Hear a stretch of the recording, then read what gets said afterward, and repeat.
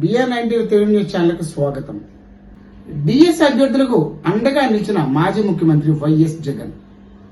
DSC 2025లో జరిగిన అక్రమాలపై ఈరోజు తాడేపల్లిలోని వైఎస్ఆర్సీపీ కేంద్ర కార్యాలయానికి వచ్చి వైఎస్ జగన్ గారికి ఫిర్యాదు చేసిన డిఎస్సి అభ్యర్థులు.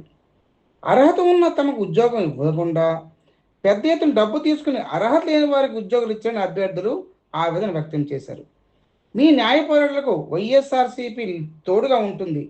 పార్టీకి చెందిన లీగల్ విభాగం మీకు అన్ని విధాలా సహాయపడుతుంది. ఆ లీగల్ ఖర్చులు కూడాను పార్టీని భరిస్తుందని వైఎస్ జగన్ భరోసా ఇచ్చారు.